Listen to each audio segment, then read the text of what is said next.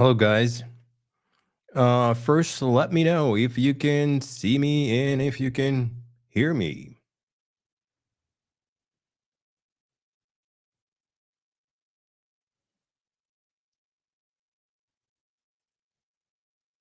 If you can, just drop a plus into the chat.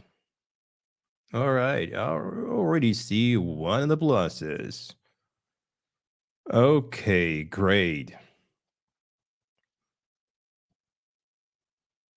Cool.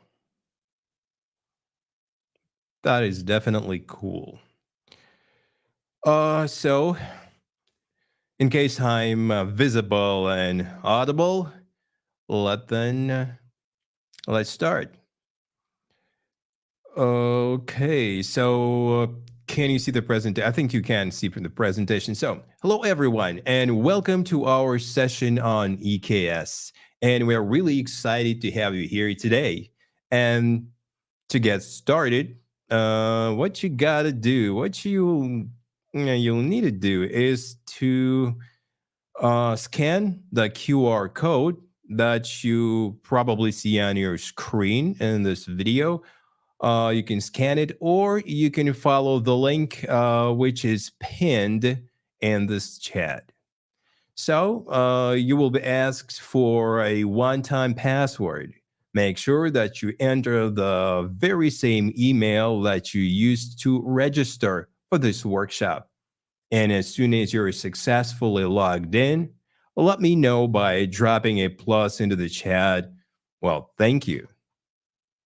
So, guys, go ahead, join the workshop studio. And meanwhile, let me go ahead and share my screen here. All right, which one of them? The entire screen. It's gonna be this one and this one. Okay, guys. And let me see. Okay, I think I can see my screen here as well. So while guys, you're trying to log in, let me introduce myself first. So I am Sergey Konstantinov, a systems engineer at EPAM for more than 2 years already. And here I primarily focus on cloud technologies, leveraging both AWS and Azure to build and manage robust, scalable solutions, but AWS a lot more. And I also want you to know that this event is provided by the collaborative efforts of the RS School, EPAM, and Amazon. And today is the third workshop in the series. And in our next workshops, we'll be talking about Terraform CI/CD and testing. And then we'll be talking about observability in our next workshop after the Terraform. So make sure you're subscribed to this channel and register on time for the for the coming workshops. So about this workshop, what are we going to be talking about today? What are we going to learn? So today we will just scratch the surface of what container, Docker, and Kubernetes and EKS are. We will learn how to build a container image, how to run a container, how to push it into a registry. Then we will create a Kubernetes cluster and deploy a front-end and back-end applications there. All right. And then this is just for your information that our workshop will last for about 2 hours. And also be aware that our AWS accounts will be immediately shut down after the workshop finishes. So guys, don't be surprised if you lose your accounts when our live event is over. So as I can see, some of you cannot log in into the workshop studio. So what seems to be the problem, guys? Also, guys, if some of you is already logged in to the workshop studio, please let me know that if it works. If it doesn't, well, as for me, as you can see, I have already in there. So tell me what the problem is, and we will try to help.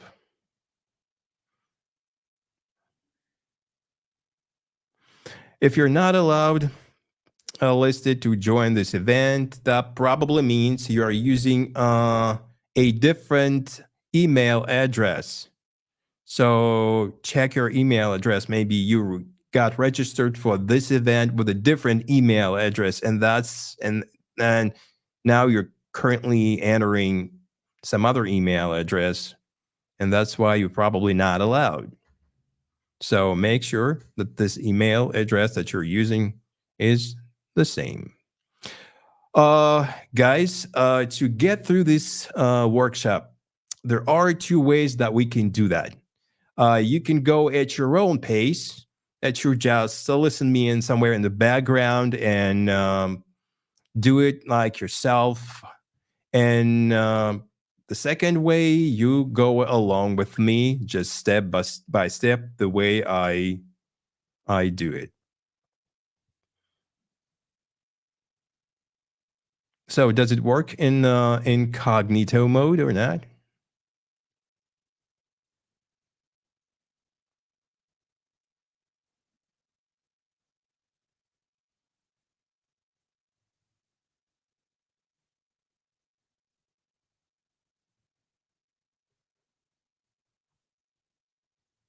Okay. So let's take a look at the prerequisites. If we use the workshop studio, the procedure is the following. So you enter your you receive an OTP, one-time password. You enter your email, and then you get a one-time like password here. Put it in this field,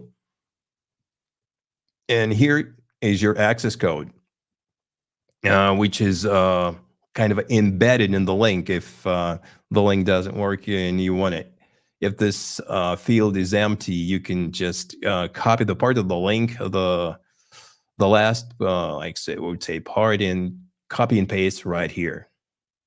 Also, you need to agree to all the terms and conditions and join event. Then click on Get Started.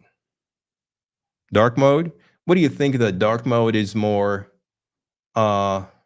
is better? I don't know. It probably is. So let me know which mode is better for you. So if I try dark mode like this, let me know if it looks better for you. Okay, maybe I enlarge a little bit as well. Oh no, that's too much. So let me know about the dark light. Okay, then we'll go to the light mode. And I enlarged my font a little bit so you could see it better. All right, no problem. So guys, hopefully everything is fine. All right, I understand this.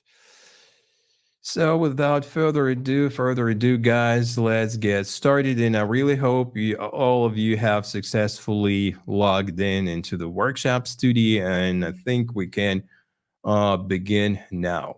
So Kubernetes. Well, as far as I know, some of you probably had some learning session maybe yesterday or the day before yesterday, and you probably already have some knowledge about Kubernetes and like Docker, containers, etc. So I'll just briefly remind you about what Kubernetes is. So Kubernetes is an open platform designed open source platform designed to automate deployment, scaling, and operations of applications containers. Originally, Kubernetes was developed by Google and now maintained by the Cloud Native Computing Foundation. So, So Kubernetes provides a robust and flexible platform for managing containerized applications across a cluster of machines. So the features of Kubernetes are like automated container deployment and management, scalability, self-healing, service discovery and load balancing, storage orchestration, secret configuration, and batch execution. Well, if we talk about the key components of Kubernetes, so it's a cluster, a control plane, and worker nodes. Well, if we talk about worker nodes, they are actually the worker machines in Kubernetes. They can be either virtual or physical machines, depending on the cluster. Each node runs pods, which are the smallest deployable units in Kubernetes. And control plane, it manages the Kubernetes cluster. It consists of components like Kube API server, etcd, like database, controller manager, and scheduler, and which all this which manage the state of the cluster and ensure that it matches the desired configuration. Well, okay, let's go next. EKS, Amazon EKS. You can see the diagram. And well, what the EKS is? Well, actually, EKS is a fully managed service that simplifies running Kubernetes on AWS. It provides high availability, security, and integration with AWS services, making it easier for developers to deploy and manage containerized applications. So let's go to our prerequisites. If we start with, again, we already saw this. So let's go ahead and set our workspace. And as a workspace, we're going to be using a Cloud9, AWS A Cloud9.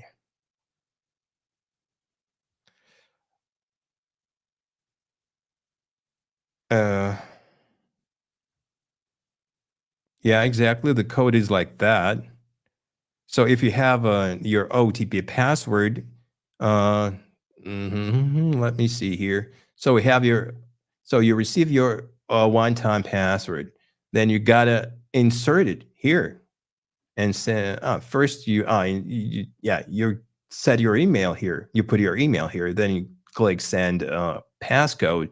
Then you put your passcode right here in this field and sign in. So it should be okay. And then you end up with this screen. And if it does not redirect you automatically to the workshop studio and to this event, you just put in this code that was just posted in the chat, like starts with BBEB and etc. All right, where were we? AWS Cloud9, right? Okay. Uh, as you can see, what you got to do to configure your Cloud9. So to open your Cloud9, don't forget to open your AWS console here. If you are advanced enough, you can use your own terminal on your local machine and uh, export these credentials. But we are going to do it differently. We'll open console, AWS console here. As you can see, our AWS role, IAM role is WS participant. All right.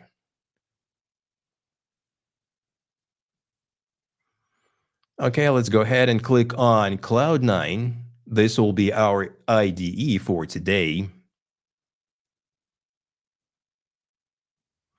And we'll see our environment is already pre-created for us. Click on open.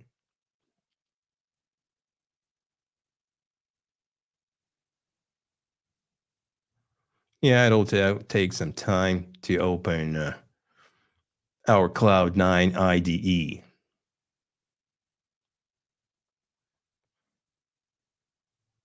All right, as soon as we've opened it, close this screen. Go ahead and open the terminal. We'll be doing a lot of hands-on with the terminal here. So right off the bat, let's go. It's probably, the font is probably way too small. Let me go ahead and enlarge the font. Enlarge the font of it all. All right, let me find the font here. Yeah, it's 12, but we want it larger. Okay, let's make it 18 so far. All right, hope you can see. And let me do the following. Let me scroll it here and make it split. All right. And I'm just wondering if you can clearly see what I have on my left side and on my right side. Can you see it okay? Is it visible for you?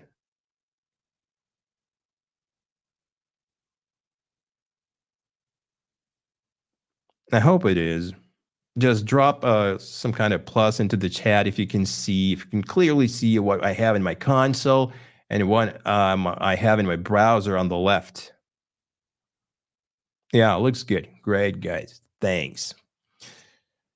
So what do we have here? It says that we need to create an IAM role, and we need to, what else do we need? We need to add it to our EC2 instance on which we run in this Cloud9 environment. But let's go ahead and check what kind of IAM role we're having here. For that, we use AWS command, STS, get caller. Do we have completion and JQ just to make it more beautiful? There you go. What do we have here? We already have this workspace admin here. So that means our EC2 instance has already assumed the right role, and we don't need to do this step here. Yeah, actually, we can go ahead and check for ourselves. We can go to our EC2 instances, open it, in, let's say, in a new tab. So to make it sure, let's make it bigger. Yeah, we can see running instances here. Let's make it bigger again. Here's our instance. This is a Cloud9 instance. And what we have to do is go to the security tab and check the instance profile that is, that was applied to this instance. And here you go. We have EKS workspace admin. So we can easily skip this step and go further. Actually, yeah, this is what you got to do to check your EC2 instance if it has the right permissions and IAM role attached. All right, what do we have next? We have different tools that we need to install. kubectl is the Kubernetes tool that manages Kubernetes. So let's check this out if we have it here. kubectl. Yeah, we do. We have it here. We check it like version, client, true, and short. True as well. There you go. Oh, short flag will be deprecated soon. Okay, no problem. All right, we're good. So far, we're doing good. So let me know if you were able to get into your ID, into your Cloud9, if you're able to get the console to check your role, your permissions, and everything works fine with you. All right, let me take a look whatever I have here. And so yeah, we have this kubectl. Let's go next. If you have your kubectl installed and up and running, that's great. Let's check the alias k. Yeah. So instead of kubectl, you can just type k, and there you go. That is your kubectl working alias. That's great. etc. So you can install if you need the JQ, but it's already pre-installed, but you can check it like this, like I already showed you. Let's go ahead. And yeah, JQ, and if it exists, your output will be such a pretty and colored one. Then I think we already pre-installed, we have pre-installed bash completion, at least here, I'm sure I do have it. Then we'll got to check out if we have Python installed. Okay, let's check it. Python 3 and version. What kind of version do we have? 3.7. Wow, that's a pretty old version. And I'm sure we have pip 3 here as well. 3. Do we? Yes, we do. Oops. All right, clear it. No, we're using not SSM to connect to the EC2 instance. We're using Cloud9. Let me show you. You go here, Cloud9. So you go here to this field, searching field. You like type Cloud9, Cloud. Yeah, not Cloud9. Oh, not 8, 9. There you go. Open Cloud9 in a new window, and then go ahead and click Open to open Cloud9 IDE. And there you go. You'll find yourself in this console.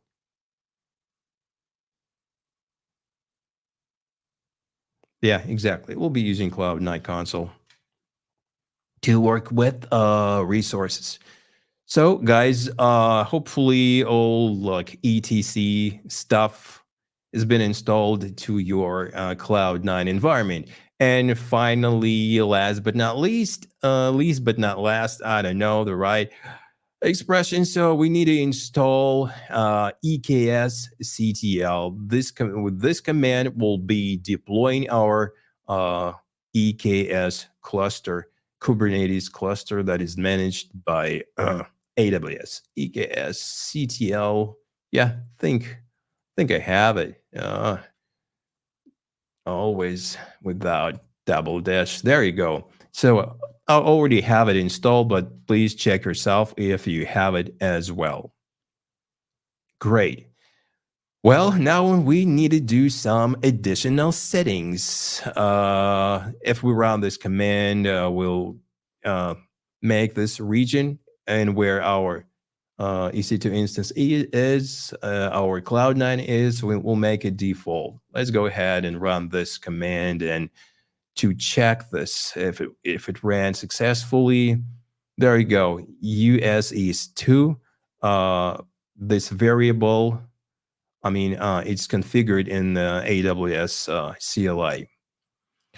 Next, what we got to do is to get AWS account ID. So the account ID, and then we'll put it in the bash profile. This is pretty important because we're going to be using with different, I would say, with many consoles opened, with many terminals opened. So to keep all the variables intact and to retain them, we'll need to put them in the bash profile file. So for that, go ahead and copy, then go ahead and paste. And there you go. And if to check this out, we can go ahead and cat bash profile. And there we go. We have it. Oh, even twice. All right, no problem. Okay, let's go ahead and clean this out. So the next step is we're going to enlarge our drive, our EBS volume. How big is it? It's only 30 gigabytes. 30 is not, oh, it's okay. 30 is not so little, but we can resize it if we want. For that, we just need to go ahead and copy and paste this, I would say, script. Yep. And if we run it, actually, if we check what we have in the script, we see that the size, the desired size, is 30. So it doesn't matter if we run it. We already have the same size, but you check it yourself what kind of size you have. As for AWS creds, you don't need to export them because your EC2 instance, I mean your Cloud9 environment, it already has the profile, the instance profile with admin credentials, so with an admin role. So there's no need to do that. But if you want to use your own console on your local machine, you will need those credentials. Wow, that's nice. Okay. What if we, okay, to run this resize command, just make it executable. Change mod and plus X and resize. I'm wondering if we can resize it to a bigger size. So currently I have 30. Can I make it 50? Just wondering. Oh, okay. It says that you can because it has already been resized by someone, and probably. Let me take a closer look. Yeah, I need 6 more hours, so it's already been modified when it was created. So sorry, cannot make it bigger now. Well, now for my uh, AWS Cloud9 environment, I want to do the following. I'll go to my GitHub repository, and I'll take a couple of scripts. So there's a resize script and set up environment script. I'll try to make it work here. I don't know. If I, Git, do I have Git here? Oh, Git clone. I forgot to add Git clone. How could I be so stupid? Okay. So I have my tools here installed, and I'd like to make it a little bit prettier. Set up an environment, and I want to run it. What it does, it installs nerd font and a couple of oh, I forgot. I'm sorry. I cannot install it just like that. Before that, I need to set my default editor and environment. For my default editor, I'll set VI because I hate Nano. I can't stand Nano. I'm sorry, guys. If you like it, just go ahead and use it. Okay, sudo VI sudo. And for this, I'm gonna be changing my user here. So it requires for my user to run some sudo stuff. It requires a password, but I want it to be passwordless. So I uncomment this line where no password is required. So I gotta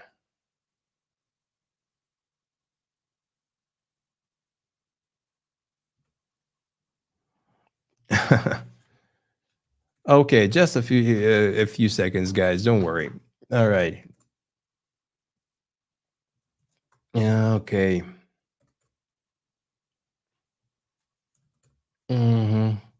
We'll start a little bit in a little while. I just want to make my console a little bit prettier. That's it. Yeah, there I go. So I made my console a little bit prettier. So let's move on to our next subject. So containers. Let's talk about Docker. A little bit about Docker. Docker is an open source platform that automates the deployment, scaling, and it's kind of operations that using containerizations. It allows developers to package their applications, their dependencies into a container image, which can be consistently run on any environment that has Docker installed. Docker provides tools and services for building, sharing, and running containers, making it easier to develop, ship, and deploy applications. Well, a container image, as we see here, A container image is a lightweight standalone executable package that includes everything needed to run a piece of software, including code, runtime libraries, environment variables, and configuration files. Container images are immutable, meaning they do not change once they are created. Well, they serve as the blueprint for creating containers, which are instances of these images running in an isolated environment. So now we're gonna start playing. Stop playing with our Cloud9 as you've requested already, guys, and go ahead and create our first container. So to do that, we got to navigate into our CD environment and then create a Docker file. So as you see, container is application file plus Docker file. That means container image. Go ahead and create the file. So let's take a look if we have created that one. There you go. We have our Docker file now. Let's go ahead and build our first image. We can take a look at our Docker file. There's directives like from, run, and workdir and expose. You can read it for yourself. So from one is that we're going to be using the base image. Our base image will be Nginx, the latest version. So here we are. Let's go ahead and build our first container. To do that, we just go ahead and run docker build -t, then the name of the image, test image, and then, not image, and then dot at the end, because it means the current directory where Docker is going to be looking for Docker file. So let's go ahead and build our first container. There you go. So guys,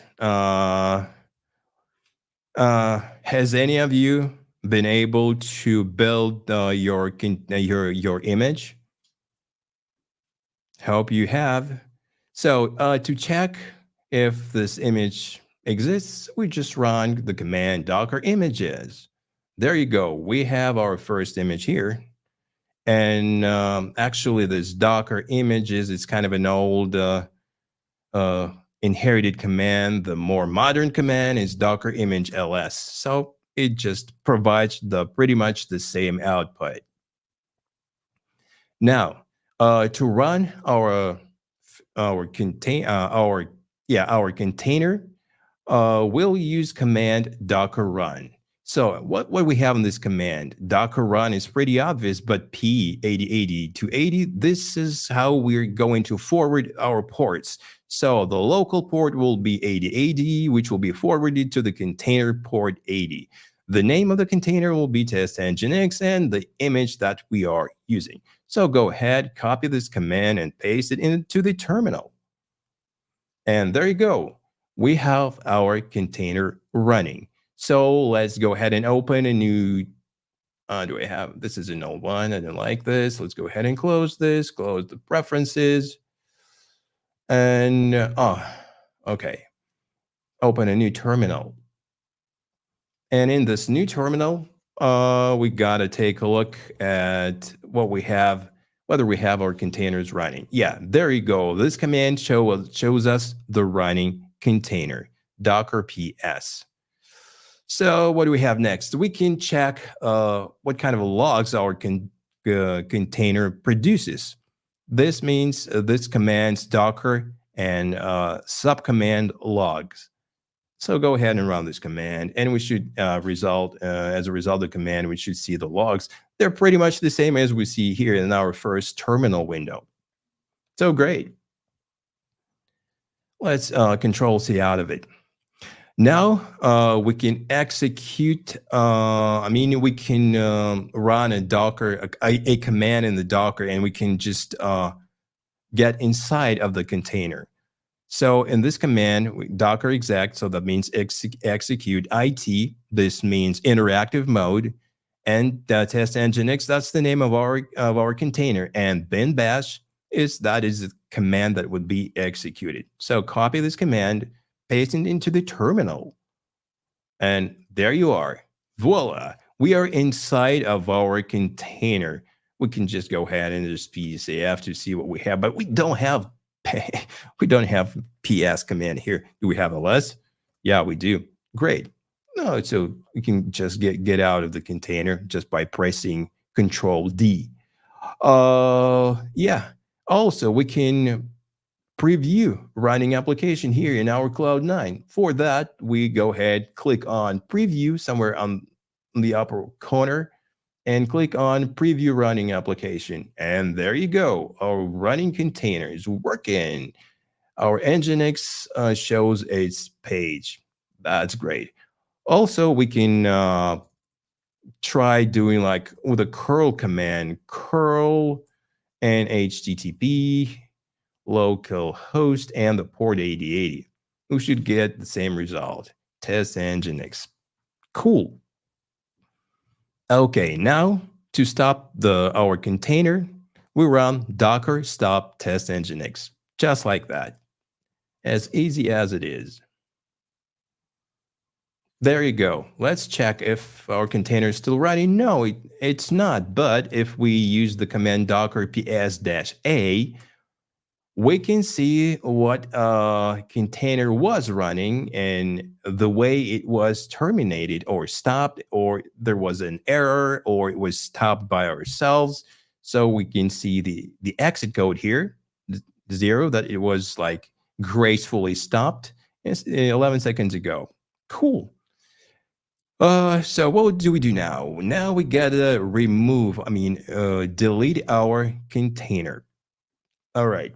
By the way, if we try to run a similar container right now, it's probably here, right? If we try to run it again, we'll get an error because this container already exists.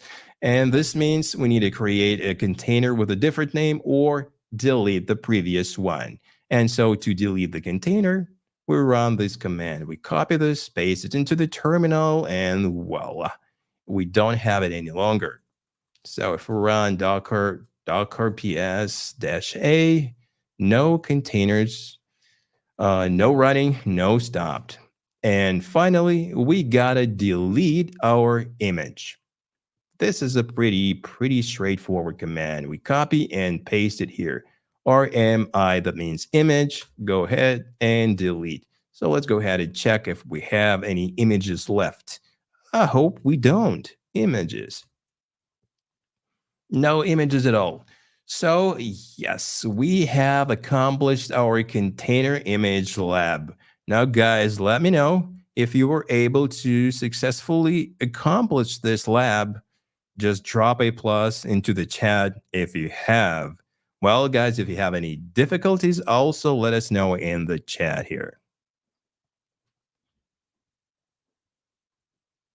Let me see what I can see.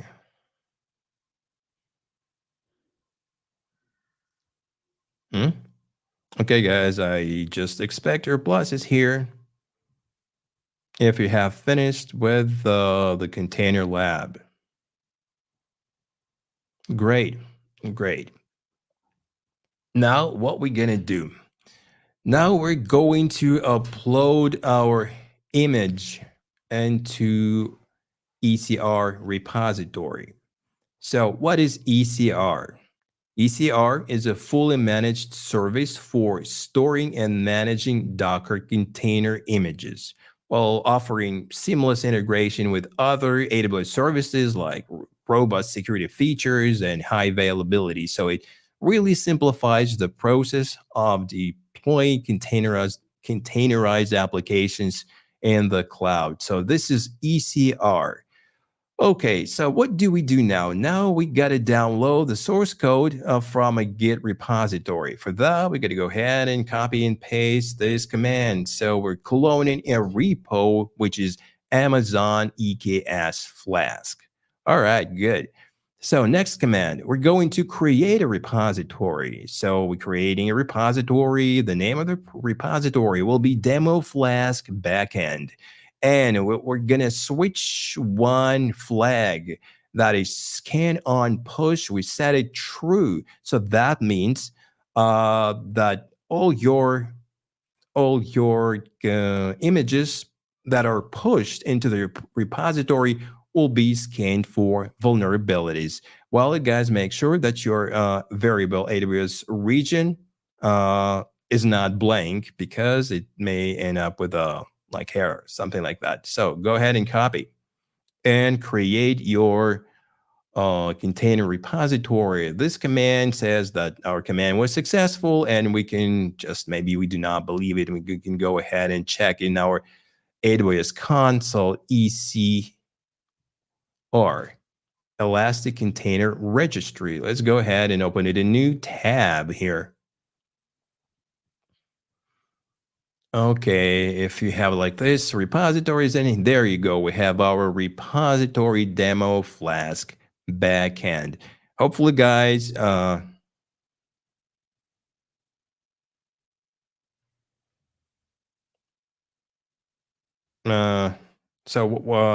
are your panels. What's the problem with Docker containers? So you said you hang with like this. When you run this container, all right. Well, let me show you. Let me find it. Build your first container. When you run this command, I probably deleted my image. Okay, no problem. Let me just to show you. That means, okay. Well, look, if you hang this, that doesn't mean that your command hangs, because your container takes your terminal. It's not in the background mode. It's in the foreground mode. So to run other commands, you'll need to open up a new terminal for that. All right. All right, now let's move on to our container uploading. So we have created our repository here. We can go ahead and navigate and make sure that we have, okay. And in order to push our image there, now let's go to the repository. We got to go click on this and then click on view push command. So to push our image, we need to do some commands. So this one command, we're logging in.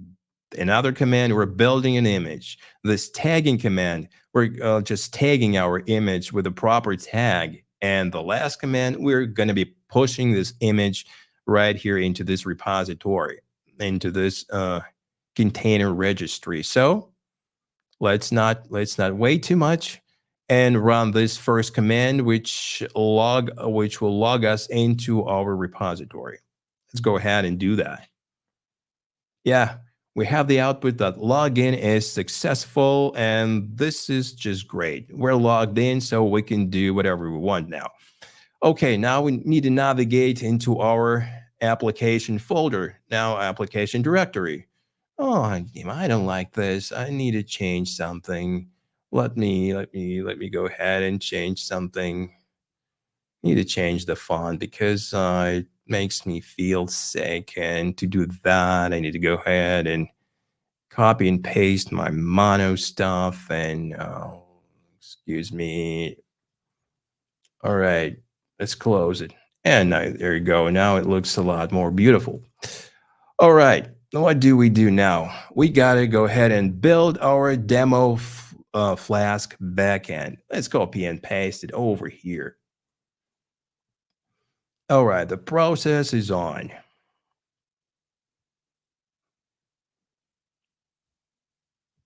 Actually, we can take a look at the Docker file that here we have.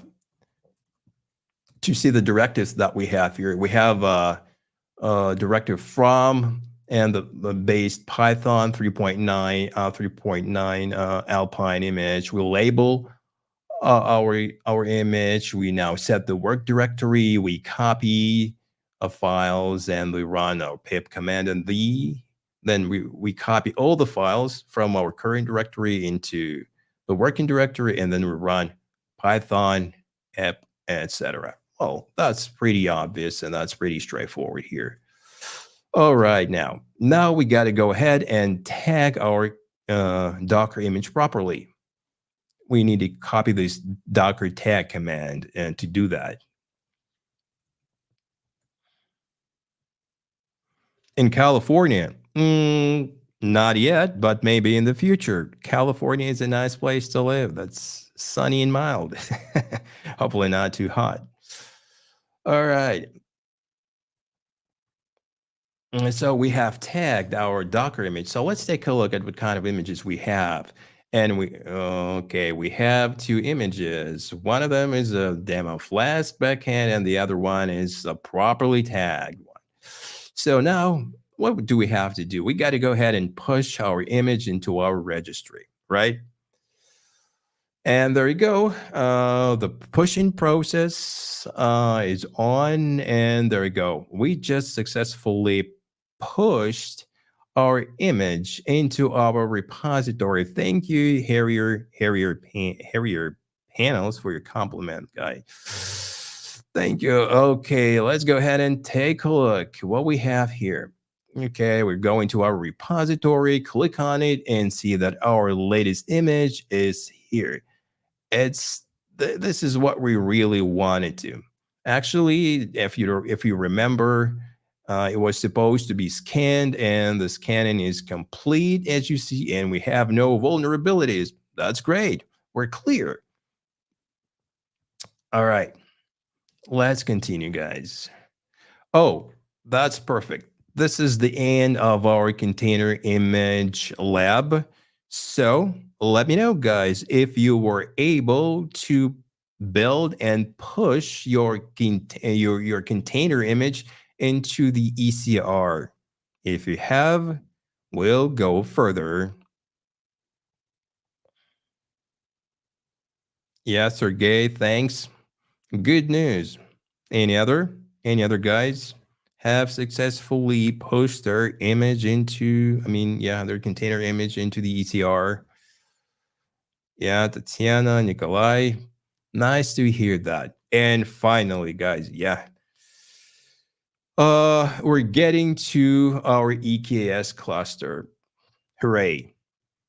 Okay, so EKS cluster, how can it be deployed? And we can see the ways it can be deployed. And most of them are the IAC tools, that is infrastructure as code tools. So we can use CloudFormation, CDK, EKS, CTL tools, Terraform, Pulumi, and many others. But today, we're going to be using EKS CTL to deploy our EKS cluster. That's great. Let's do that, right? Okay, to do that, we have to navigate into our environment folder. Yeah, I'm in there. So to create an EKS cluster, we need to create this manifest, which defines what we have to create here. Just copy and paste here. And I would probably make some changes to this file. Excuse me, EKS. Yes, there you go. So the version of EKS cluster here is 1.27, but the latest version now is 1.39. So I'm gonna take chances and change it to 139. I'm gonna try it. You guys can do whatever you want to do. You can leave the same version 1.27, or do like me, risk your environment and deploy the latest EKS cluster. So to deploy your EKS cluster, there's a simple command, EKS CTL, create, then cluster, and the flag F, pointing to our manifest file. And it's going to take approximately 15 to 20 minutes. So if you guys want to, you got to go ahead and grab some like tea or coffee, and you have to wait a little. So what I'm going to do is just to run this command and start creating our EKS cluster. Meanwhile, it's being created. Let me go through this demo cluster manifest. So as we can see here, we're using some kind of API, the kind of cluster config, which is pretty obvious. In our metadata, we'll give it a name, EKS demo. So that's the name of the cluster. Then we'll have to state the region where this cluster will be created. So here we're using variable. And if you remember, you can see your like the value of your variable, you can see using echo command AWS, region. Yep. And we have US East -2. Then goes, like I already said, version. I set mine 1.31. You guys may try your own, but the latest 1.31.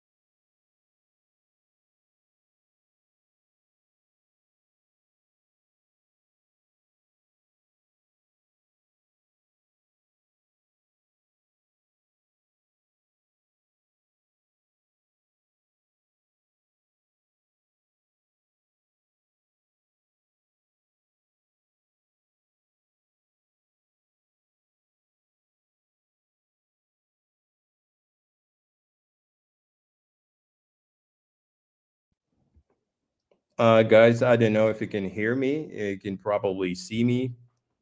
I have a little bit of a power failure here, and I'll need to rearrange now. I need to rearrange my stuff here.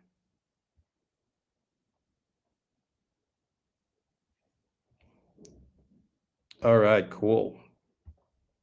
Okay, now let me try and share my screen here.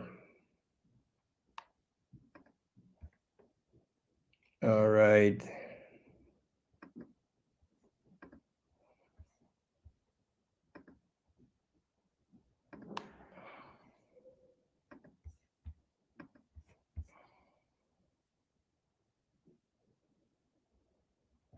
Okay, maybe I'll be able to see the chat here on the phone.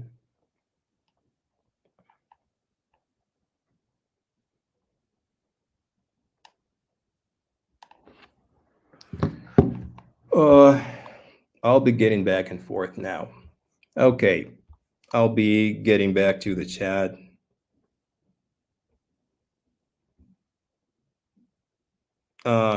You should be able to see soon now. Where's my, yeah, now I'm using my cell phone to connect.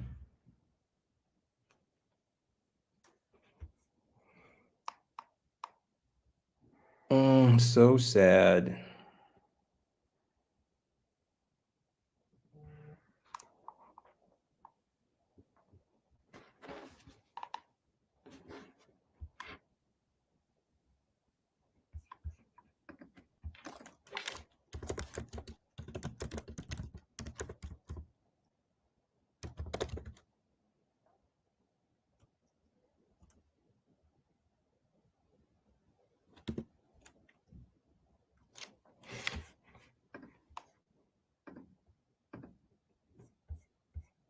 Oh, guys, I think you can. I don't know if you can hear me. Can you hear me now?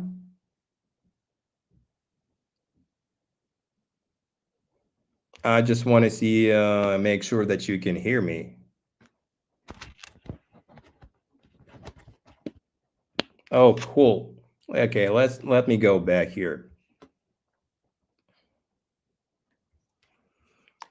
What's the process now? Well, we're still creating. So I was caught in the process while creating EKS cluster. So actually, what do we have under the hood uh, of this EKS command? It's cloud formation. And if we navigate to our AWS console and we'll go to cloud formation,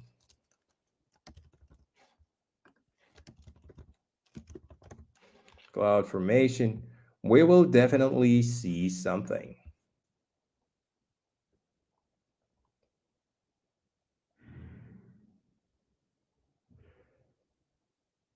So there you go. We can see our Kubernetes cluster being created. We can just take a quick review here. What events are going on and what resources have been created. So we can see that, okay, let's narrate a little bit and make it a little bit wider. All right, so what do we have here? We have created here. So as we can see that our EKS cluster is still being created. The create is in process, and some other resources have already been created.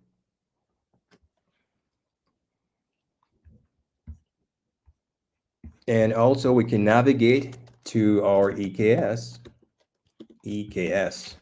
and see what's going on there.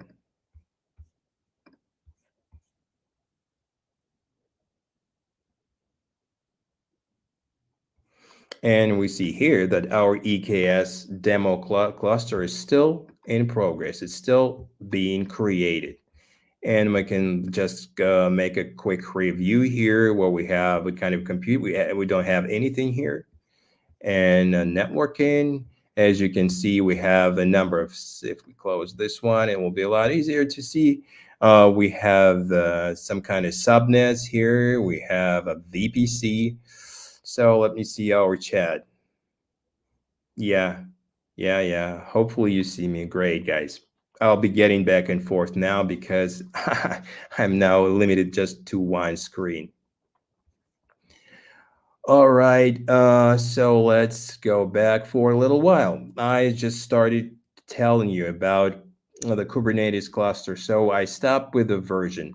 So the version that I chose was 1.31. That's the latest version as far as I know. So then will be created a VPC with a CIDR block, as you can see it here. And then as we're going to be using private networks, which is stated here, for private networks, we will definitely need NAT gateways. That's just so we like state it right here. NAT gateway highly available. So now we need to define what nodes, what kind of nodes our cluster will contain. So we give it a name. We actually we put nodes in a group. So we give it a name, node group, right? And then we set the instance type. Here we're going to be using M5 large, desired capacity 3. So there will be provisioned 3 EC2 instances. The volume size of the EC2 instances, I mean EBS volumes of the instances will be 20 gigs. And then we'll apply some additional policies that will allow and add permissions for our containers to can take for our cluster, for our pods, for our nodes to use ECR, ALB, that is Elastic Load Balancer, Ingress. Then we'll have permissions for CloudWatch to write, to record some logs and stuff like that. We'll then apply auto scaling and some kind of permissions for EBS, which is true, and we allow logging to CloudWatch. All right. So our cluster, I think it has been successfully created already, right? And some add-ons are being created. Let's go ahead and take a look at it for ourselves. So our EKS cluster, let's reload this one, refresh, and yes, it's already active. That's great.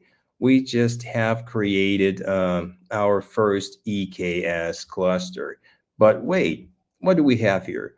It says that oh, excuse me, your current IAM principal doesn't have access to Kubernetes objects on this cluster. What does this mean?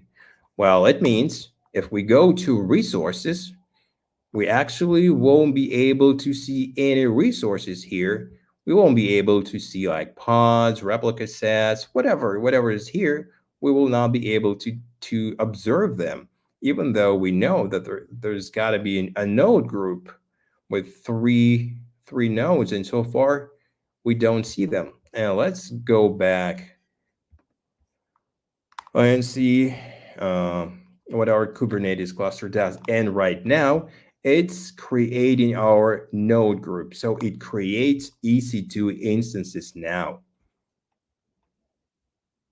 So hopefully you can still hear me and you still can, I don't know,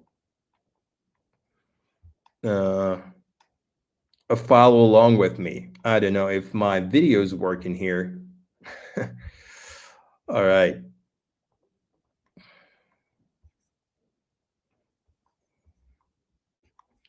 So we're still creating our nodes. Okay, what can we do? We can go to our EC2 instances and check if they are being created. So we're in the EC2 instances section. We just go ahead and reload it. And there we go. We have now 4 EC2 instances. The first one is the Cloud9, which we are using currently, and 3 nodes from our node group, which is perfect. It's almost done. We're almost there. And talking about node groups, actually, we could create not just one node group. Suppose we have different tasks. We have like regular tasks, and we might also have tasks like GPU, like related tasks. So for that, then we will want to create another node group, and we would call it like GPU node group, and we'll choose some different instances, like some kind of a GPU nodes with our desired capacity, volumes, and so forth and so on. So the Kubernetes will decide if our deployment requires GPU stuff and things like that. It will schedule our pods, our deployment right into the nodes with GPU capabilities, stuff like that. Well, hooray! Our Kubernetes cluster has just been created. That's pretty cool. So guys, let me know if you were able to create your cluster. Just drop a plus into the chat and let me know. I'll be pleased if you're done with that. So since this one has been created, let's go ahead and check the nodes of our Kubernetes cluster. We just go ahead and get nodes. So what do we have here? Yeah, we have the nodes. We have 3 nodes, the version 1.3031. So we have successfully installed the Kubernetes cluster with the version 1.31. That's cool. Let's take a look at our architecture now. So we have our Kubernetes cluster control plane,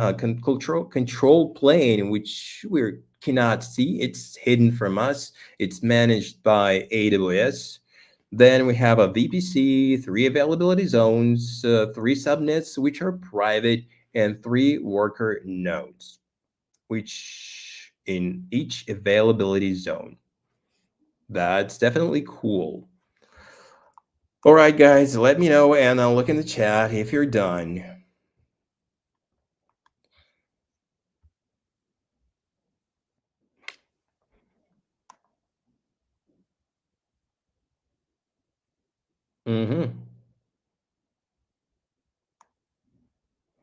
I don't know if my cam works here. Maybe I restart my cam.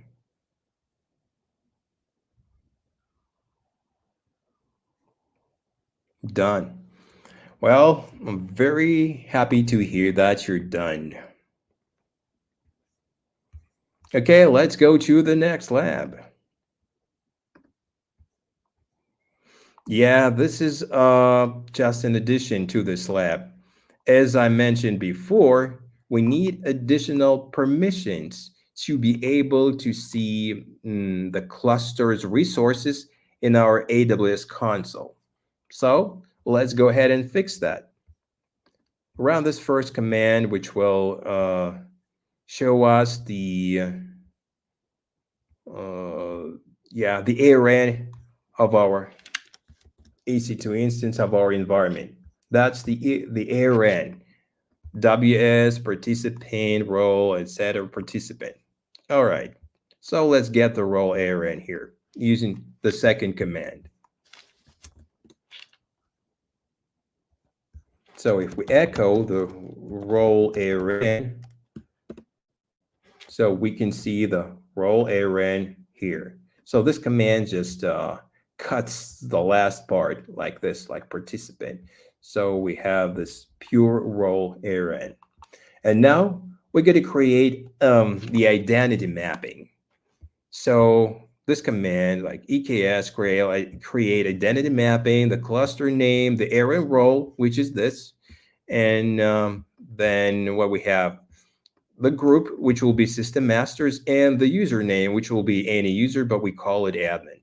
Just go ahead and copy this, paste it, and there you go.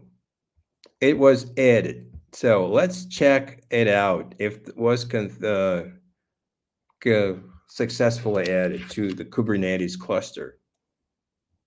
There you go. We can see our ARN here. Okay, now let's go ahead and navigate to our EKS. Go ahead and reload everything here. And there you go. We started seeing our resources here. We now see our nodes. We can see our resources here. Like we can see our pods. We can see, I don't know, we have any replica sets. Yeah, we do. We have deployments as well. This is definitely cool. Okay, we've done with this step. Let me see. It was the last one in this lab. Yeah, it was the last one in this lab. The next lab is about Ingress controllers. Okay, let me go ahead and see. So guys, are you done with the last step? Did you apply the permissions for your participant user, for your participant role, and are you able to see all the resources in AWS console in the EKS section? Great, perfect, guys. Absolutely perfect. So we're going to the next step. Okay, let's talk about Ingress a little bit. So Ingress in Kubernetes is like powerful resource that manages external access to services, enabling routing, load balancing, and TLS termination. It greatly simplifies the management of traffic entering the cluster and provides a centralized way to configure and secure access to multiple services. And to use Ingress, you need an Ingress controller that implements the defined user. So you can read something here if you'd like to, and you can see the diagram and with the description that you can read. So this load balancer, goes ingress controller, and then goes the service. But what is Kubernetes service, you may ask? So the Kubernetes service is kind of an abstraction that defines a logical set of pods and policy for them. It provides a stable endpoint, IP address, and DNS name for clients to connect to, enabling reliable communication between different components inside of within the cluster. All right, let's go next. So what do we have here? Here we're going to be creating AWS load balancer controller, right? So let's scroll down and we see that actually the AWS ALB Ingress controller, it has two traffic modes. One of them is instance mode and the other one is IP mode. So registering node in the cluster as target for ALB, for instance, so the traffic will be going through node ports. But when we register targets as in IP modes, yeah, the traffic will be going directly to the pods inside the EKS cluster. So we'll need to create a folder and navigate to the folder. So here's the command.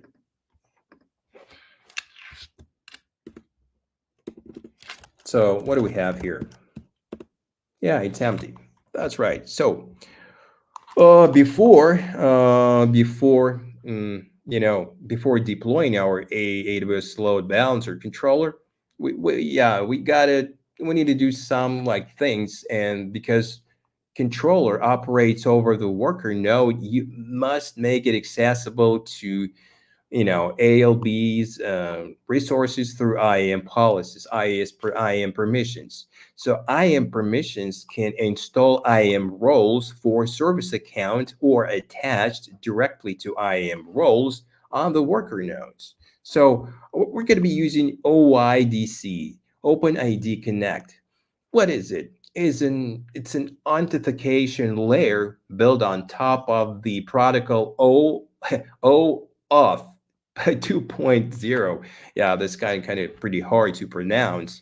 Well, and what does it allow? It allows clients like applications or services to verify the identity of users based on the authentication performed by an authorization server, that is identity provider. And in the context of AWS identity and access management, an OIDC identity provider enables AWS services to authenticate users from external identity provider. I think the most known external identity provider could be, for example, Microsoft Active Directory. It's a kind of a pretty common practice to use Microsoft AD. All right, so let's go ahead and associate IAM ODC provider. Go ahead and copy and paste it into the console. So let's go ahead and just check it out if we were really successful. There you go. And there you have it. We have our OIDC stuff here. Okay, again, we can go ahead and choose this command. We don't even have to grab it by its ID.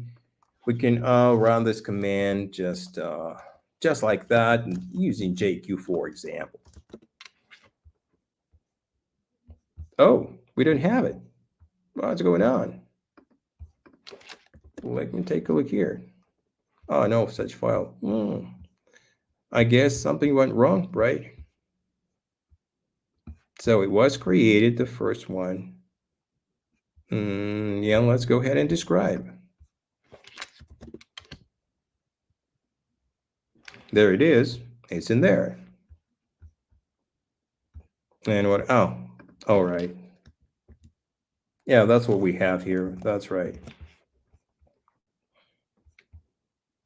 So next, we'll need to create an IAM policy to grant to AWS load balancer. So we're gonna, what are we gonna do? We go into download the policy document right into our local machine here. Okay, let's go ahead and copy and paste it here. Let's go ahead and check it out. Are you guys following me? Hope you do. Mm. Okay, let me remove it for a second from the stage.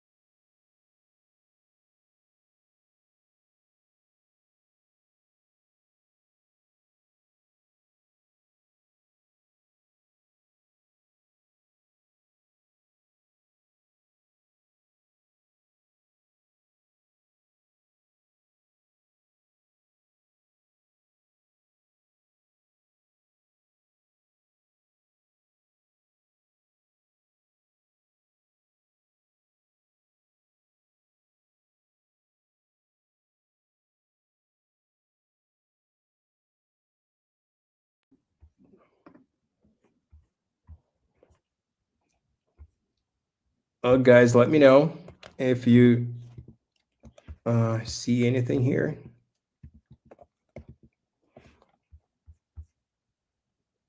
Yeah, I'm just trying to fix the camera, and you probably can see me like this is a different camera. I'm somewhere in the dark. Talking in the dark. That's nice. Love this. All right, what I gotta do next? Let me go here. Mhm.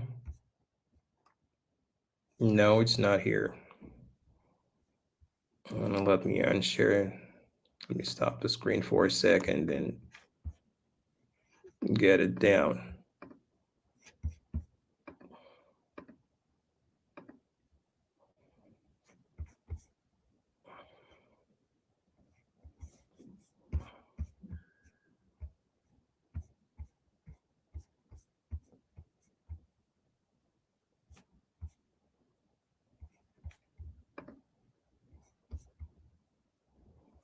Okay, I think I got it fixed.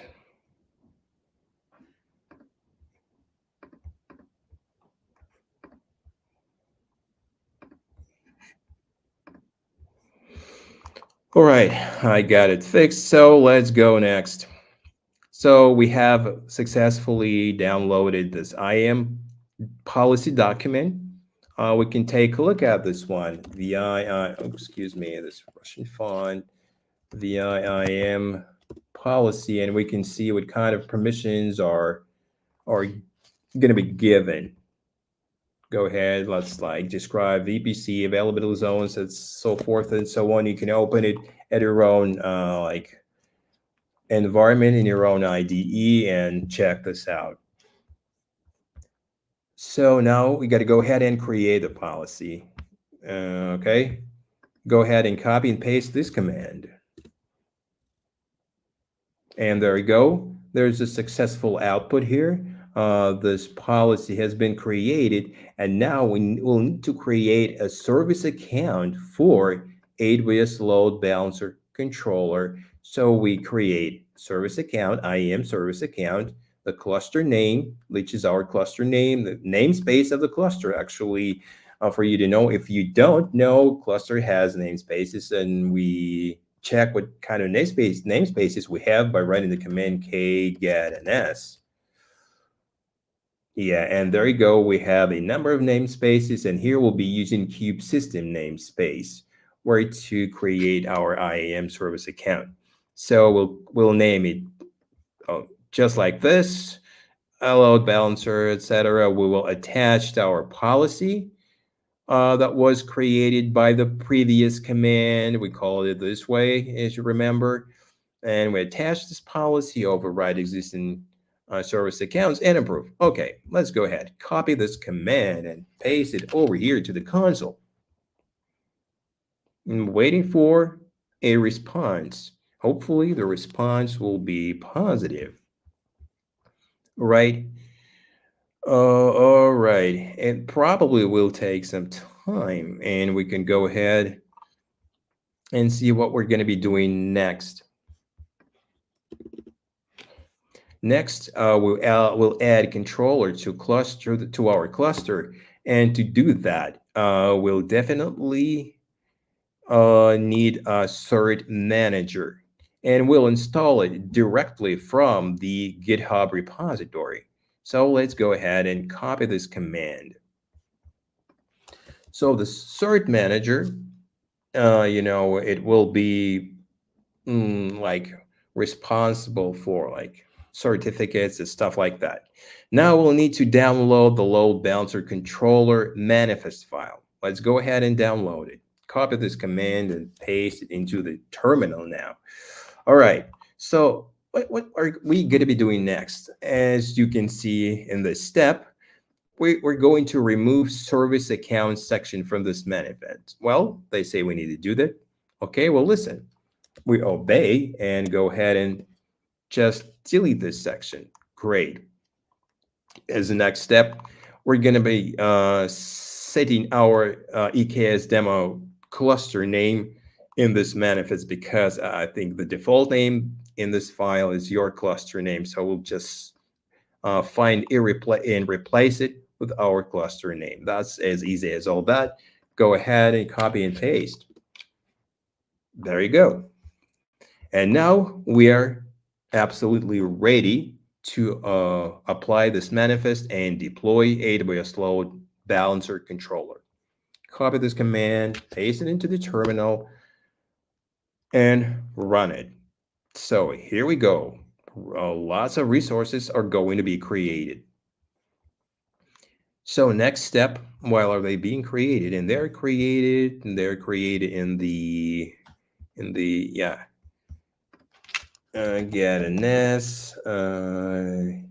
Let's take a look at like get all and cube system probably. Yeah, and we can see that this load balancer and stuff like that, it's being created here. It's probably already been created actually. All right. Yeah, that's probably the command that I just used command all. So let's just run to make it sure. Yeah, there it is. That's just one pod and AWS load balancer controller. Cool, absolutely cool. Now, in addition to this command, we need to get the service account that was created just before. Okay, let's copy, paste this command here. And there we go. We can see our IAM service account here. There you go. So this is cool. So what can we see else? We can take a look at the logs here. Okay, let's go ahead and see some logs. And there you go. You can observe the log in here. So detailed property values are available with the commands below. All right, we can just go ahead and click and check. Yeah, there you go. Now we can see what was going on here. Hopefully your monitor is a lot wider than mine and you can see it a lot more clearly.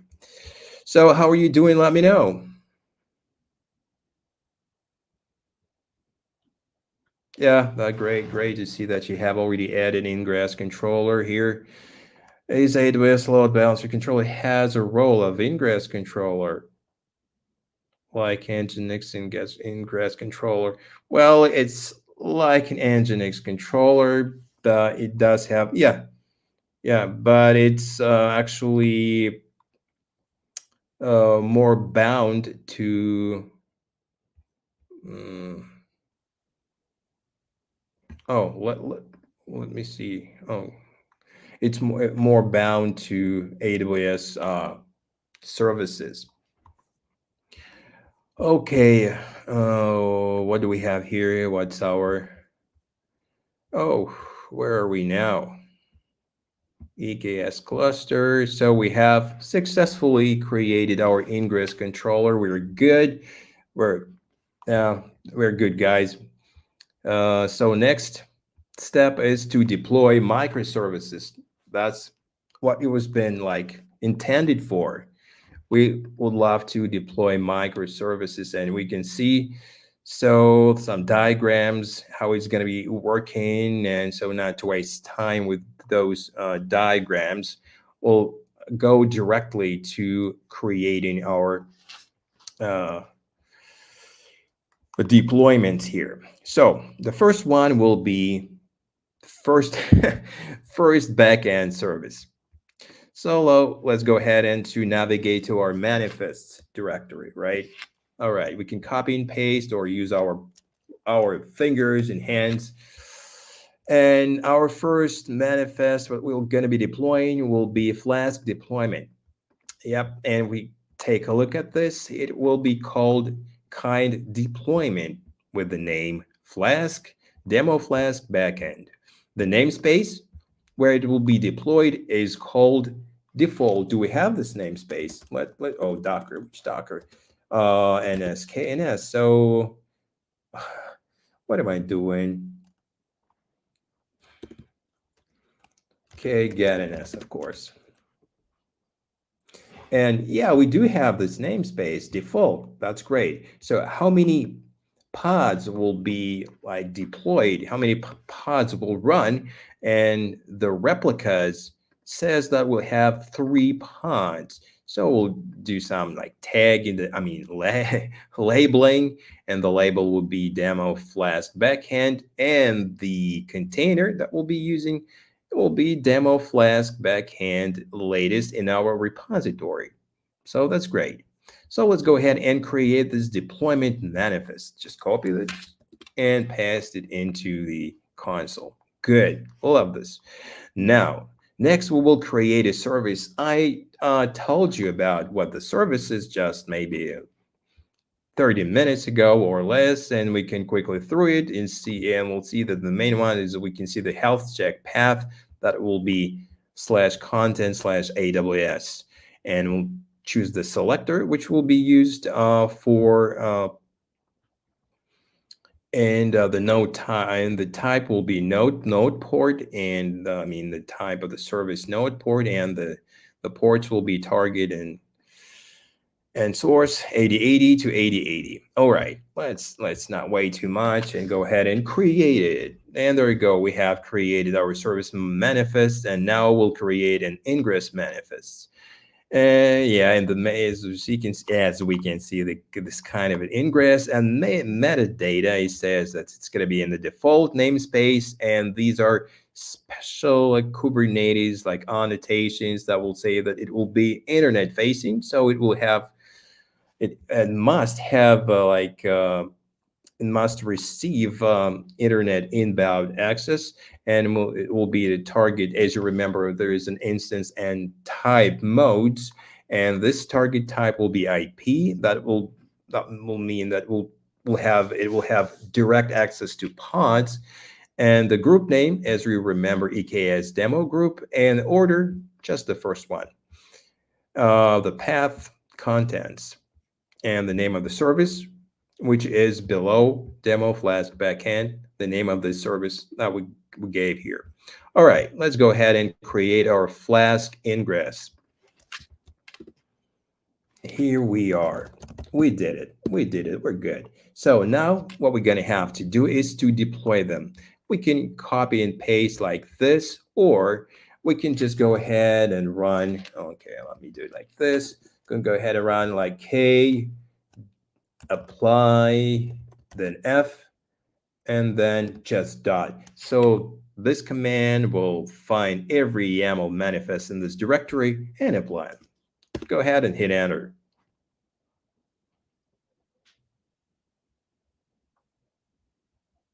Oh yeah, I think I have some.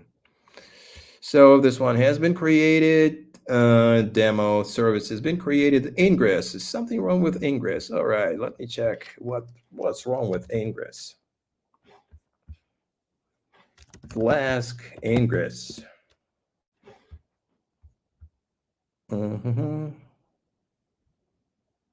Actually, don't see anything wrong. Did I miss something? Maybe I missed something. No, I think I don't.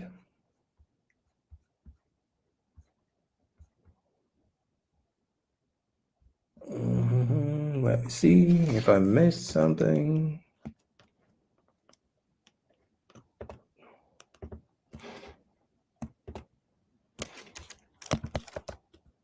No, excuse me. Let me quit out of it.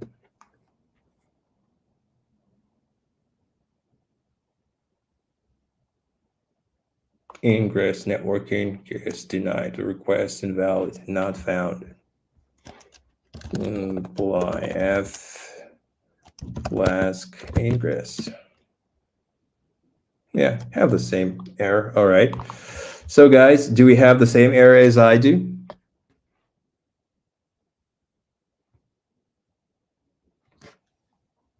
Oh, did I? Oh, probably I did. Okay. Hey, let me take a look which chapter I missed. Oh, deploy microservices here. No. Which one did I miss? Let me close this to make more room.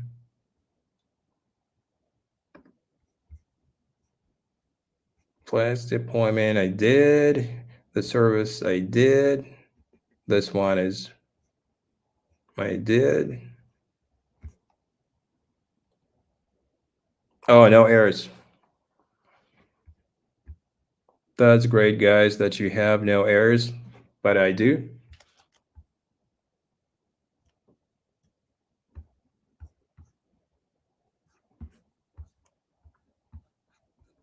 Wondering what I did wrong. Okay, so let's see what's the next one. So the second one.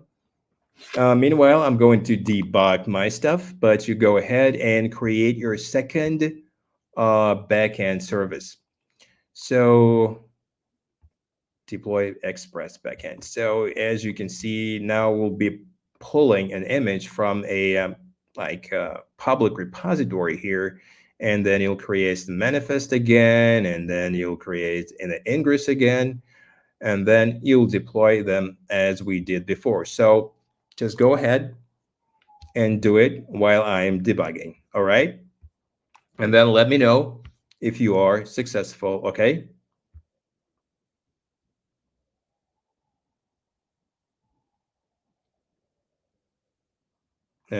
Create a load balancer controller, add controller to cluster point 4. Okay, let me separate this from split to take a closer look.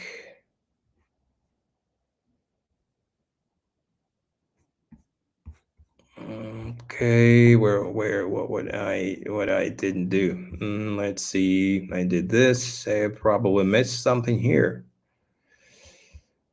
Okay, I created this one. Result is like this. And it should be like this one. And I created this policy. Then I created IAM role. Hopefully I have. And added this role to the cluster. Did I add this one? I don't remember. Right. Well, let me check if I did.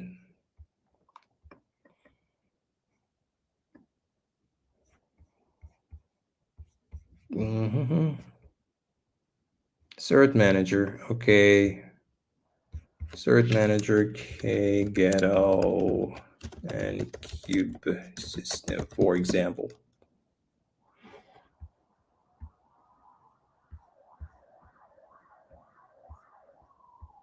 I don't remember about the cert manager. Let me take a look again.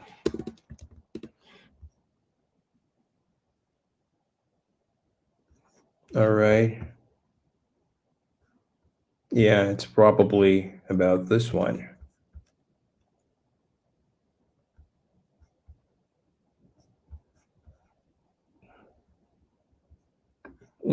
Did I play this one? Let's try again. Oh.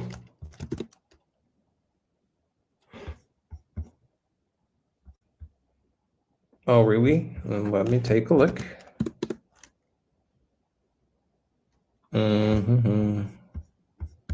Where should it be? Which directory should this one be? ALB, let's take a look here. Yeah, there it is. Let me check this one. If I have applied it here. All right.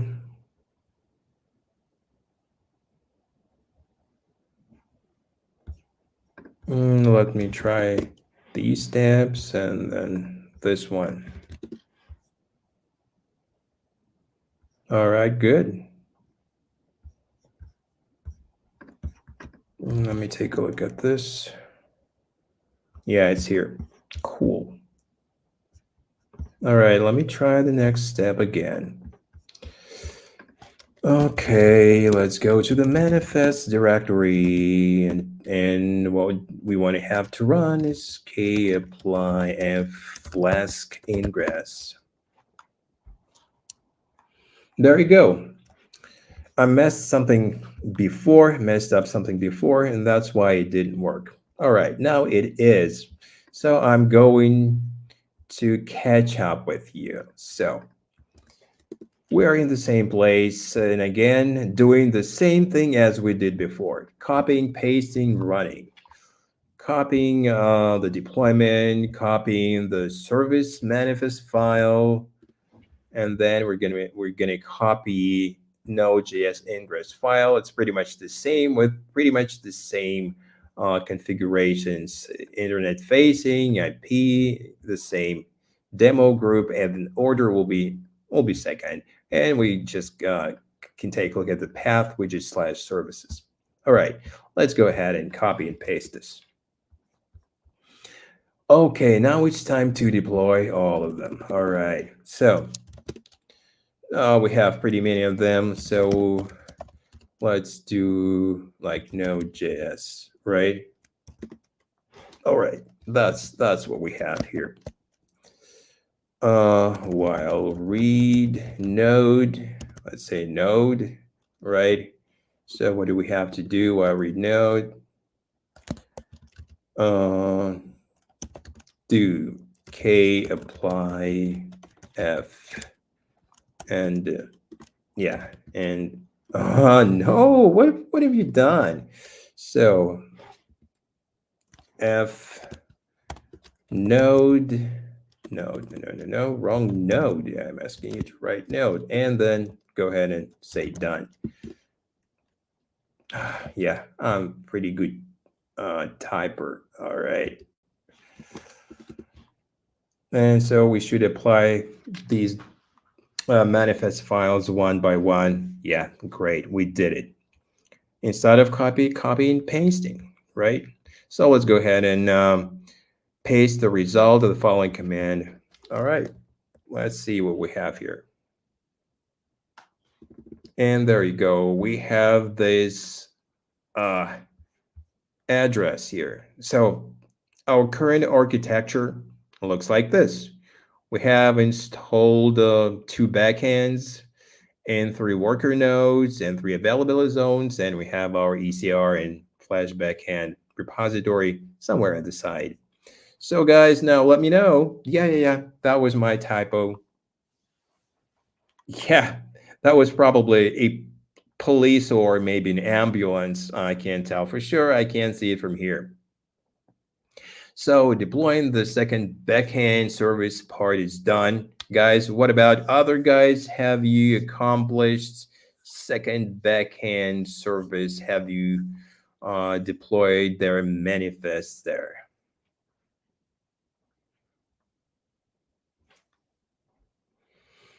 Yeah, this is pretty cool. Nice to see that. Lots of pluses here. Good, guys. Even better than I am. At least you have electricity, but I don't. Let me check my battery. Oh, it's still okay. All right, let's go next. So at this part of the ballet, we're going to be deploying our React frontend. Okay, just don't waste time. Go ahead and copy this from the repository. So we have just cloned it from the repository, and this one is called Amazon EKS frontend. Right, cool. So now we gotta create a new repository, a new registry in this repository. I mean, a new repository in this registry, right? All right, it will be called demo frontend. Just copy and paste it in the terminal. This is as easy as all that. Yeah, we have a positive output. Great. So this will be probably a hard part for me. We'll need to do something here, and we'll need to change.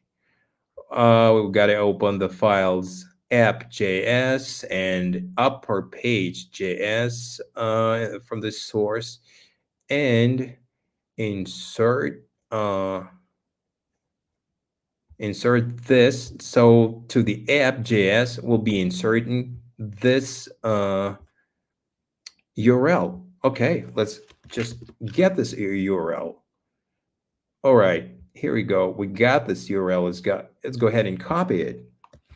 And now we'll have to navigate to our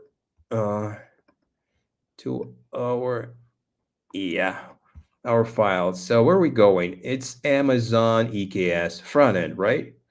All right, let's go to the front end, src app.js. Okay, let's try to find a place. Where's that place? What were you saying? It's somewhere here. It's somewhere. Oh, I can't enlarge it.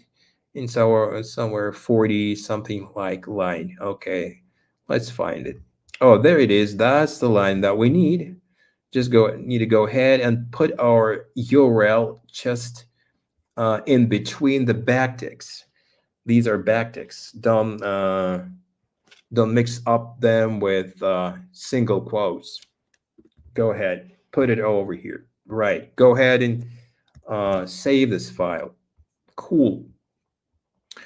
All right, and the second file, which is, it's in the subdirectory page, and the file is called page.js. Oh, all right, let's try and find it. This is an easy task for me with my little monitor. All right, it's a page, and there we go. Upper page JS. That is definitely cool. Okay, let's scroll down a little bit, and here we go. We have this here. Okay, now let's go ahead and obtain the URL that we're going to be pasting in there. That's an Ingress address, right? Okay, let's go copy it here. I have a different okay, have a different console. So there is the one. So I'm taking it from here and pasting it to here. There you go. Now we have updated our two files. One of them was app.js and the other one upper page.js. So for app.js, you go ahead and run this command and get the URL. And for upper page, you go down, run this command and obtain a URL and put it in your IDE. Hopefully you don't mix it up. So guys, do you understand that? Did you successfully do that? Go ahead and do that. About my camera, I don't know if it works.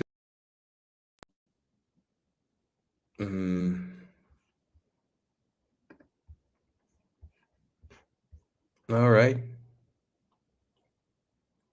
And don't forget you're adding not just app.js, but the subfolder pages, and the file will be upper page.js. All right. Hopefully you have done that successfully. And what are we going to do next? We're going to get out of here and navigate to the Amazon EKS front-end directory and run. Okay, let's navigate it just using our keyboard. CD Amazon Amazon front-end, front-end, please. All right.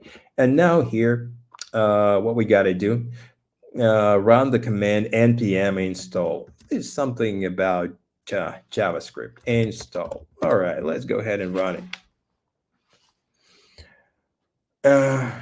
Yeah, it's gonna take some time, I'm sure, and I just want to point out that I do love my I do love my prompt here, and I use Starship for it. And if you like it, I can copy and paste the link to my newly created repository where I have all these configurations files, so we can apply it to your Cloud9 as well. So now we're waiting.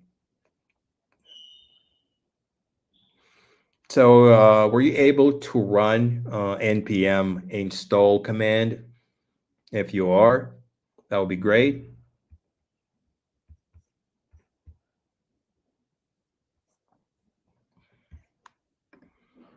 Yeah, how about my battery? It's still alive. Good.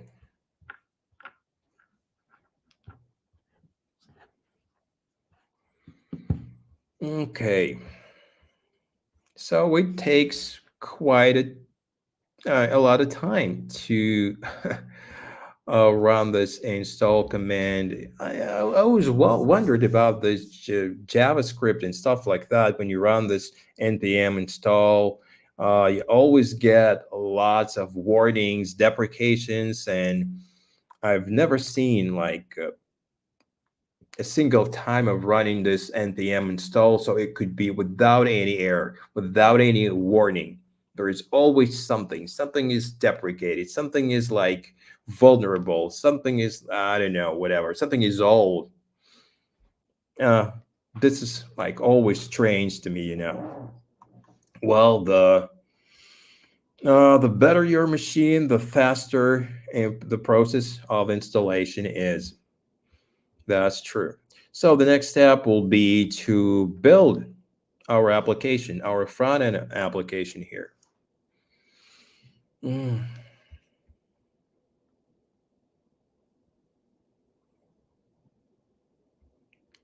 Guys, I want to ask you one thing. Is there anybody who does this workshop with his or her own pace, at his or her own pace?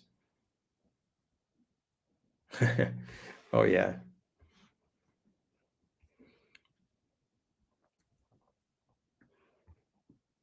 And how far are you already? I do really want to get to Fargate as well, because, yeah, this is a very short lab, and I think we could do it as well, but our main purpose is to deploy our front end and back end here. All right. I think the installation is coming to an end, and we will be happy soon.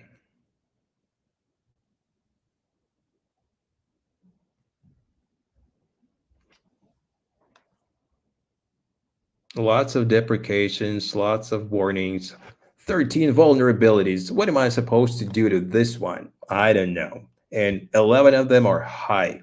That's great. Well, thanks, they're not critical. All right, now let's run the second command, npm run and build. And press enter. Okay. Creating an optimized production. Oh, production optimized. Wow, really? With so many vulnerabilities, 11 high. Yeah, that is production.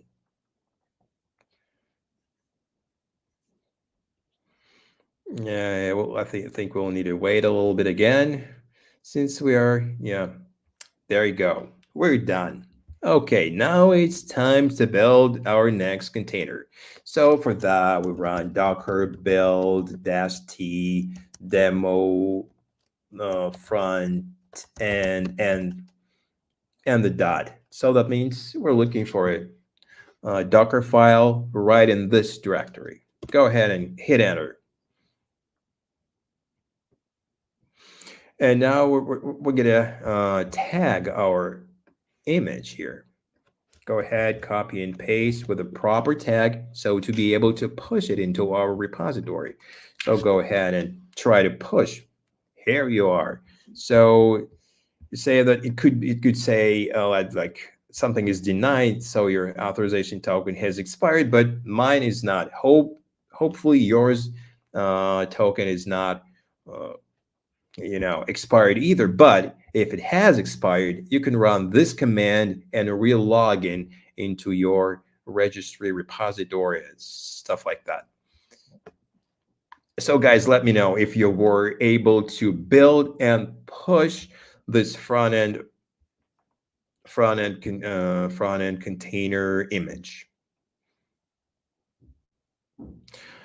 No, guys, we will not make it to the very end because we are limited only for about 2 hours. Yeah, and I think we will try to do for the Fargate part because it's at Fargate deployment, so we'll get it to Fargate deployment real quick. All right, what do we have in here? So let's go ahead and navigate to the manifest directory and create deployment manifest for our demo front end, then service, and as we always have, Ingress. Let's not waste time and do that quickly because you are already familiar with similar steps for the backend. All right, let's go ahead and copy and paste all these tabs here and deploy our manifest files to be exact. Yeah, here we go. Deployment, service, and ingress, they all have been created. So we probably need to wait a little bit. Hey, by the way, did you get the very same picture after deploying? Because when I tested this workshop, I never got these pictures. They were all like blank, like placeholders, but no pictures at all. All right. So let's see if I have this. Yeah, I have this URL, and now I can go ahead and open. Can like here, open a new tab here, copy and paste. What can I see here now? Will I get to see anything?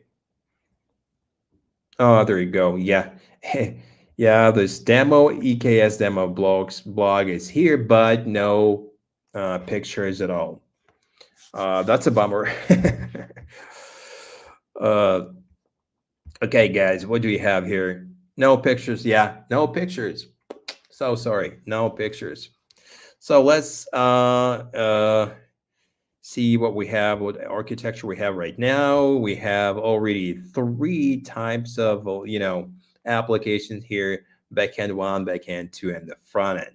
Great. Let's quickly get to the Fargate. And let me say just a couple of words about Fargate. What Fargate is, it's a serverless compute engine for containers that allows you to run containers without having to manage the underlying servers or clusters. It abstracts away the infrastructure management, enabling you to focus on your applications. Fargate is integrated with various AWS services, including ECS, that is Elastic Container Service, and EKS, that is what we're doing, Amazon Kubernetes Service. Oh, very, very briefly, theory, and then let's go and deploy our services. All right. Before deploying what we're going to be deploying, probably our front end. Yeah, we're probably going to be deploying. Yeah, we will delete the okay. We will redeploy our front end instead of EC2 nodes. We will deploy them in using Fargate. So first, we'll need to create Fargate profile. What is Fargate profile? It's a configuration that specifies which pods in an Amazon EKS cluster should run on Fargate. It allows you to define the criteria for selecting pods that will utilize Fargate for computer resources. I'm looking at my first camera and forget that working this one. Oh my God. All right. Okay, let's go ahead and create our Fargate profile. Just, copy this, paste it in here, our profile, and now we gotta create this profile writing this command, like quickly copy and paste. There we go. It's time for creating EKS demo Fargate profile, and we can navigate to our cloud formation. It's not a cloud formation. Yes, it is. So we can see it's being created here right now, and we can see other resources. Actually, this is a IAM role to be exact. And also we can navigate into our demo cluster here, and we can go to the compute section here, to the compute tab, and Fargate profile will appear right here as soon as it's created. Oh, there you go. It is created. Let's go ahead and check it here. It's still being created, but it's already in our cluster AWS console. We can see it exactly there. All right. Let's wait a little bit, and then we will redeploy our front end. Meanwhile, while it's being created, we can go ahead and delete the front end deployment file. Okay, let's copy and paste it. Let's navigate. It's where's our front end deployment? It's manifest here. Let's take a look. Front end deployment. Yeah, there it is. So let's go ahead and delete our front end deployment YAML file. Copy, paste, and delete. All right. Let's see, it's still in process. All right, so we need to now modify our front-end deployment file, adding the match labels and label stuff, meaning that the deployment and the pods that will be run in this deployment, they should choose front-end Fargate. And all the stuff on the rest is like already familiar. We're going to be using image, which exists in our ECR, is in our repository. Let's go ahead and create it. All right. There you go. There you go. Okay, still waiting for the profile. I cannot deploy it without a profile. Okay. All right. And we need to modify the front end service as well. And the selector is going to match to front end Fargate is. All right, let's go ahead and create our service. And what next? Yeah, we don't need to create an Ingress. Thanks, God. All right. Oh, yes, we have created our Fargate profile. So to make sure it is created, we can go here into our EKS cluster, EKS demo. There we go. There we have this profile, and as you see, there is a IAM role used for that profile and subnets as well. So let's not waste time. We got to go ahead and deploy our front end deployment and front end service. All right. There you go. Let's see if it works. All right. And okay, let me separate the screen to see it a lot more clearly. All right. Okay, get pods. Oh, no. It's deployments. Deploy. What kind of deployments do we have here? So now we're redeploying our demo front end. Docker. Not Docker. Get pods. So what do we have here is pods. And these are still pending. Hopefully they will work. Wide. So these are saying that they will be creating pods and nodes. As we can see, they're not like our nodes with IP addresses. They are Fargate nodes here. So the command is kubectl get pods dash wide. So we have a better like output. You can see nodes, IP addresses, and stuff like that. So how are you guys doing?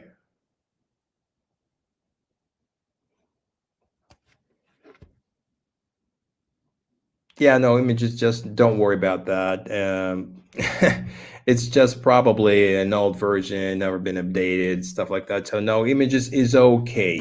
What about your Fargate deployment? Were you able to deploy? I mean, to redeploy it using Fargate?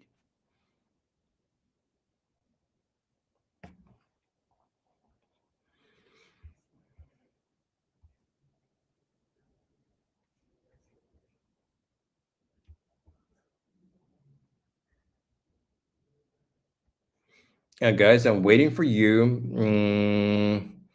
Just only Anatolis and